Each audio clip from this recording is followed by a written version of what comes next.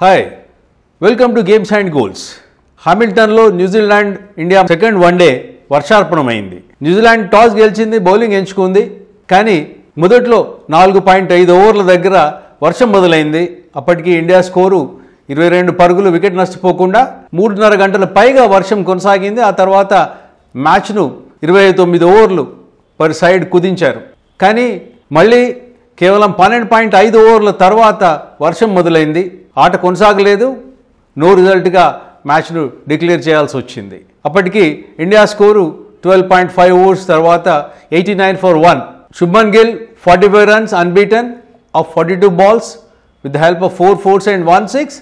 And number 3గా బరిలోకి దిగిన Suryakumar Yadav unbeaten on 34 of 25 balls with the help of 2 fours and 3 sixes.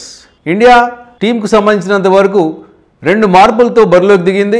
Shardul Thakur స్థానంలో దీపక్ చహర్ వచ్చాడు. ఆ తర్వాత సంజు శాంసన్ ప్లేస్లో దీపక్ హుడాను తీసుకున్నారు. మొదటి మ్యాచ్ ఆక్లాండ్లో 7 వికెట్ల ఘన విజయం న్యూజిలాండ్ సాధించిన తర్వాత 6వ బౌలర్ లేకపోవడం అన్నది ఇండియాను బాధించింది అని అర్థం చేసుకున్నారేమో. అందుకని సంజు శాంసన్ స్థానంలో దీపక్ హుడాను 6th బౌలర్గా, తర్వాత అడిషనల్ బ్యాటింగ్ను కూడా స్ట్రెంత్ చేయడానికి అన్నట్టు ఇండియన్ టీం మేనేజ్మెంట్ సెలెక్ట్ చేసుకుంది. న్యూజిలాండ్ కూడా మైకేల్ బ్రేస్వెల్ను తీసుకుంది ఆడమ్ మిల్నే స్థానంలో. Matt Henry was the only wicket taker, 4 overs 1 for 20. And Shikhar Dhawan played 10 balls and got only 3.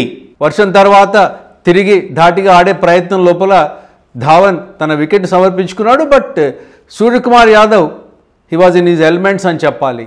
Brief innings, but ఇన్నింగ్స్కు మంచి ఇంపెటస్, ఊపు తీసుకొచ్చాడు సూర్యకుమార్ యాదవ్. దురదృష్టవశాత్తు వర్షందే పై చేయి కావడము మ్యాచ్ నో రిజల్ట్గా మిగిలిపోయింది. మూడవది చివరిది ఆయన వన్డే క్రైస్ట్ చర్చ్లో బుధవారం జరగనుంది.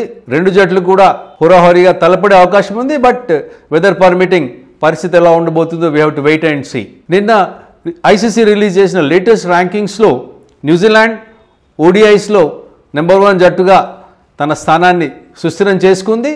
మిగతా 2, 3, 4 స్థానాల్లో ఇంగ్లాండ్, ఆస్ట్రేలియా, తర్వాత ఇండియా ఉన్నాయి. అంతేకాకుండా మొన్నటి మ్యాచ్లో Tim Southee, who has been a very useful and very effective bowler for New Zealand cricket for the last more than a decade.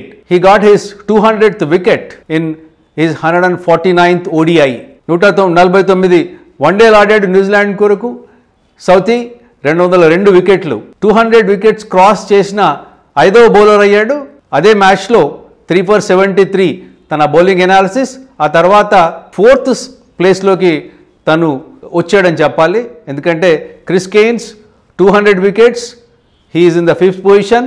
Tim Southee 202, 3rd పొజిషన్లో క్రిస్ హ్యారిస్ ఉన్నాడు 203. So Southee 3వ స్థానంలోకి రావడానికి పెద్ద టైం పట్టకపోవచ్చేమో. Kyle Mills 240 wickets. And అందరికంటే ఎక్కువగా New Zealand తరఫున ఓడిఐలో వికెట్లు తీసుకున్నది మాత్రం డానియల్ వెట్టోరీ 297 వికెట్స్. సాధారణంగా మ్యాచ్ వర్షార్పణం అయినప్పుడు చెప్పుకోవడానికి ఈ రకమైన విశేషాలే ఉంటాయి. ఎందుకంటే రిజల్ట్ ఎక్స్పెక్ట్ చేస్తూ ఉంటారు అభిమానులు. But cricket ultimately is definitely influenced and governed by the weather. So మరోసారి వర్షందే పైచే అయింది. 3వ మ్యాచ్ క్రైస్ట్ చర్చ్లో వెన్స్డే రోజు జరగబోతుంది. హోప్ఫుల్లీ సిరీస్కు ఒక మంచి ఫినిష్ వస్తుందని ఆశిద్దాం. Thank you for watching games and goals.